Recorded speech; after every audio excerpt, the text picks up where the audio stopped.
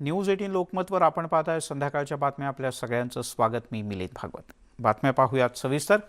मशिदींवरचे भोंगे न हटवल्यास हनुमान चालीसा म्हणण्याचा इशारा देणारे महाराष्ट्र नवनिर्माण सेनेचे नेते राज ठाकरे हनुमान जयंतीला काय करतात याची चर्चा होती। आज हनुमान जयंतीच्या दिवशी राज ठाकरे यांच्या हस्ते पुण्यामध्ये एका महाआरतीचं आयोजन करण्यात आलं आहे। या कार्यक्रमासाठी राज ठाकरे पुण्यात कालच पोहोचले आहेत। पुण्यातल्या खालकर मारुती चौकामध्ये राज ठाकरे यांच्या हस्ते ही महाआरती होईल। एका अर्थी मशिदींवरच्या भोंग्याच्या विरोधातल्या आंदोलनाचा हा श्री गणेश असल्याचं राजकीय वर्तुळात बोललं जात आहे। आधी मुंबई, नंतर ठाणे आणि आता पुण्यात राजगर्जना होणार आहे। दरम्यान जे पोस्टर मनसेनं बनवलंय त्यावर राज ठाकरे यांचा हिंदू जननायक अशा प्रकारचा उल्लेख करण्यात आला आहे।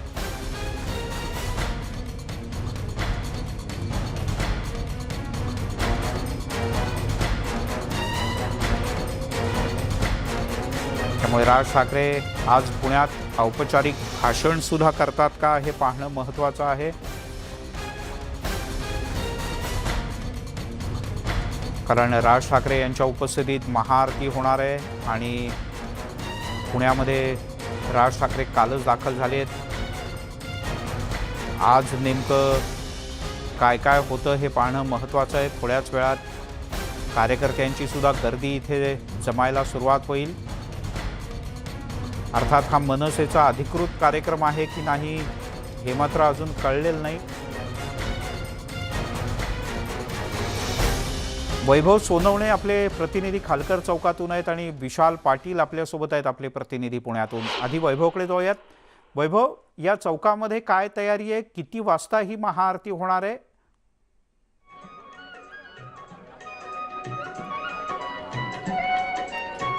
6 वाजताची अधिकृत वेळ जी आहे ती देण्यात आलेली होती। राज ठाकरे 6 वाजता खालकर चौकातल्या या मारुती मंदिरामध्ये येतील आणि इथं येऊन ते पूजा करतील असं सांगितलं गेलं। त्यानंतर हनुमान चालीसा जी आहे त्याचं पठण इथं केलं जाईल।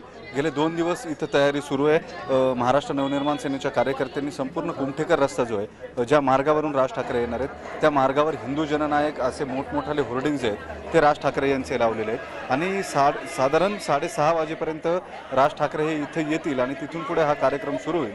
साधारण 10 ते 15 मिनिटं हा कार्यक्रम जो आहे तो चालेल अशी माहिती जी आहे ती मनसेच्या कार्यकर्त्यांनी दिलेली आहे। कार्यक्रमाचं आयोजन जे आहे ते राज ठाकरे हे इथे येतील म्हणून मनसेच्याच कार्यकर्त्यांनी केलेलं आहे। यापूर्वीचे शहराध्यक्ष जे आहेत अजय शिंदे यांनी हे सगळं आयोजन जे आहे ते केलेलं आहे। मनसेचे नेते आपल्यासोबत आहेत, त्यांना विचारूया कार्यकर्त्यांचे सोबत आहेत। राज ठाकरेंची नवी भूमिका आहे, आज पुन्हा हनुमान चालीसा पठण इथं करणार आहेत। काय काय तयारी तुमच्याकडून करण्यात आली? तयारी जी होते तुम्ही बघू शकता। आमचे पक्षाचे सरचिटणीस अजय भाऊ शिंदे यांच्या नेतृत्वाखाली या ठिकाणी तयारी चालू केली। 4 दिवस झाले आम्ही याच्यातच आहे। काल रात्रभर सगळे इथे होतो।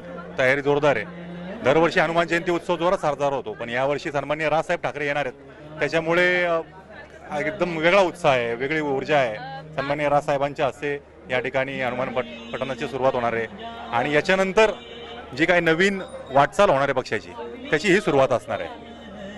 या सगळ्यामध्ये आणखी एक महत्त्वाचा विषय म्हणजे आज ते पुण्यामध्ये 8 वर्षापूर्वी इथंच जीर्णोद्धार या मंदिराचा राज ठाकरे यांनी केलेला होता आणि संपूर्ण राज्याचं लक्ष लागलंय त्यावेळेस त्यांची भूमिका स्पष्ट करायसाठी पुन्हा ते इथंच मंदिरामध्ये येतात। तुम्ही बरोबर बोलताय। हे मंदिर तसं 150 वर्ष जुनं आहे, पुरातन मंदिर आहे, पण त्याच्यानंतर तुम्ही जे हे मंदिर बघताय या मंदिराचं जेव्हा पुनर्बांधणी झाली त्याचं भूमिपूजन सुद्धा सन्माननीय राजसाहेबांच्या हस्ते साधारण 98-99च्या दरम्यान झालेलं आहे, जेव्हा आपण सगळेच शिवसेनेमध्ये होतो तेव्हा। त्यामुळे तेव्हाही या मंदिराचं भूमिपूजन साहेबांच्या हस्ते झालं आणि आज जेव्हा एक नवीन मुहूर्तमेढ रोवली जाते त्याची सुरुवात सन्माननीय राजसाहेबांच्या उपस्थितीत होणार आहे, हे पण आमच्यासाठी खूप उत्साहवर्धक आहे। त्यांच्यावर टीका पण खूप होती। राज ठाकरेंच्या या भूमिकेवर मोठी टीका होतीये।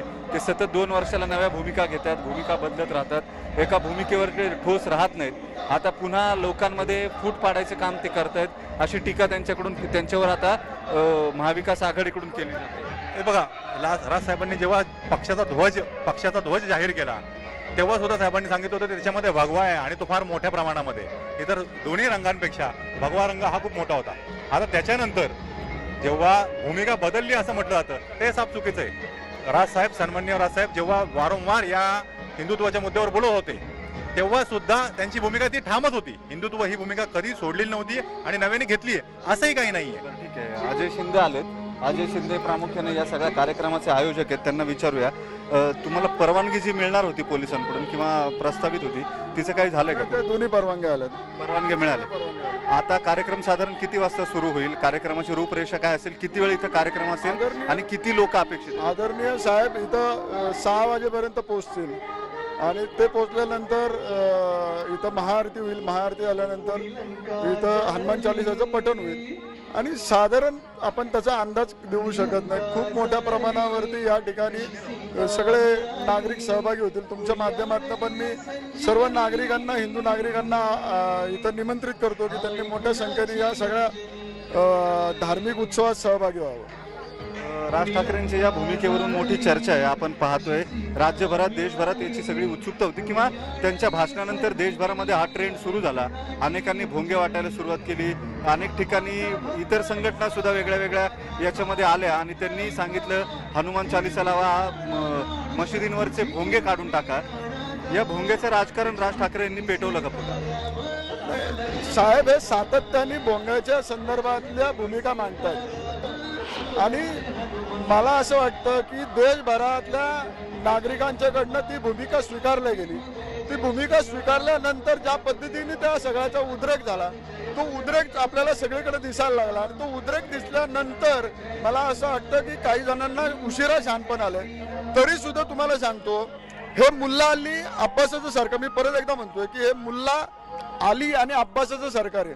हे सरकार जागा व्हायला तयार नाहीये. ते वेगवेगळी कारणं सांगतात आणि ही कारणं आम्हाला 3 तारखेला रस्त्यावर उतरायला भाग पाडतील. तुमची तयारी झाली आहे का सगळ्यांची? कारण गृहमंत्री असं म्हटलेत की तुम्ही जर रस्त्यावर उतरणार असाल तर पोलीस तयार आहेत, तुम्ही रस्त्यावरती उतरा आणि भोंगे उतरवून दाखवा. मुळात हा मुद्दा किती ताणायला हवा याबाबत तुम्हाला सुद्धा कार्यकर्ते म्हणून काय वाटतं? कारण तुमच्या पक्षातल्या बऱ्याच पदाधिकाऱ्यांनी यापूर्वीच राजीनामे दिले. मी सातत्याने सांगतोय, म्हणून तर मी हे मुल्ला अली आणि अब्बासाचं सरकार म्हणलं.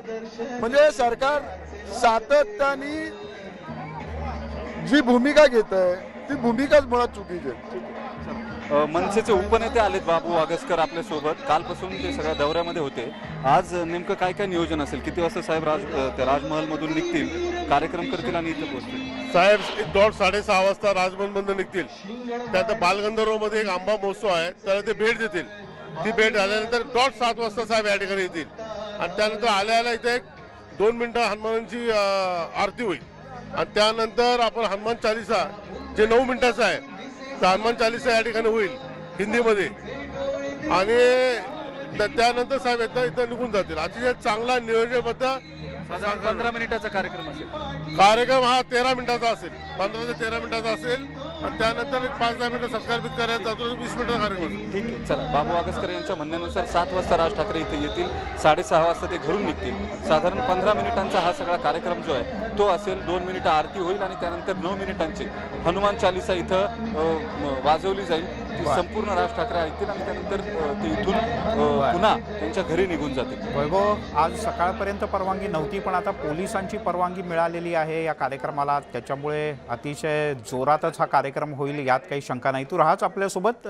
विशाल आहे पुण्यात, जिथे राज ठाकरे आता सध्या मुक्कामी आहेत.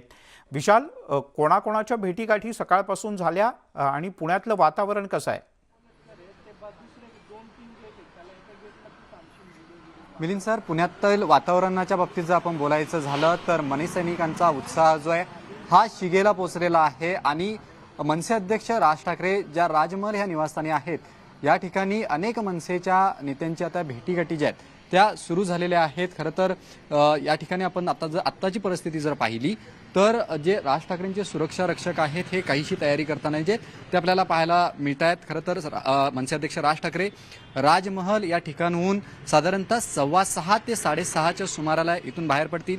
त्यानंतर एक आंबा महोत्सव आहे त्या कार्यक्रमाला भेट देतील आणि सगळ्यांचं लक्ष लागलेलं आहे, राज्याचं ज्या कार्यक्रमाकडे लक्ष लागलेलं आहे, जी मनसे अध्यक्ष राज ठाकरेंनी जी भूमिका घेतलेली आहे त्या भूमिकेकडे लक्ष आहे. तो महत्त्वाचा कार्यक्रम आहे. तो संध्याकाळी 7 वाजता कार्यक्रम असणार आहे. तो म्हणजे हनुमान चालिसा पठण आणि महाआरती. खरं तर खालकर चौकातील हा मारुतीच्या मंदिरामध्ये हा सोहळा जो आहे हा असणार आहे.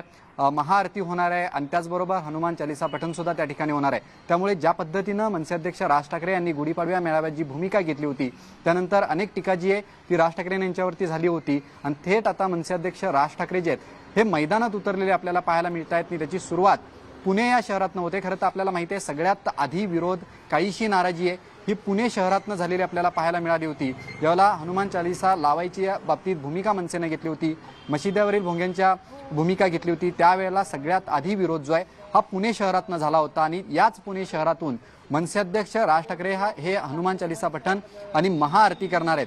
त्यामुळे ज्या पद्धतीनं पुण्यामध्ये तयारी चालू आहे ही जोरदार तयारी झालेली आपल्याला पाहायला मिळते. आणि कुठेतरी मनसैनिक ज्या पद्धतीनं राज्यभरामध्ये हनुमान चालिसा करतायत, आंदोलनं करतायत, अनेक कार्यकर्त्यांवरती कारवाई होते, याच पार्श्वभूमीला मनसे अध्यक्ष राज ठाकरे यांच्यावरती सुद्धा टीका होत होती. आता मनसे अध्यक्ष राज ठाकरे स्वतः पुणे इथून मैदानात उतरले आपल्याला पाहायला मिळतील. विशाल, पण या कार्यक्रमात त्यांचं भाषण कदाचित असेल असं वाटलं होतं, पण आता जो कार्यक्रम त्यांचा पूर्णपणे आलेला आहे, वैभवनेही सांगितलं, मनसेचे पदाधिकारी बोलले की राज ठाकरे यांचं भाषण होणार नाही, ते इथे येतील, पूजा करतील, हनुमान चालिसा होईल आणि मग पुढच्या त्यांच्या कार्यक्रमाला ते रवाना होतील. वैभव सोनवणे आणि विशाल पाटील आपले प्रतिनिधी पुण्याहून माहिती देत होते. दोघांचेही धन्यवाद. वेळोवेळी तुमच्याकडनं ताज्या अपडेट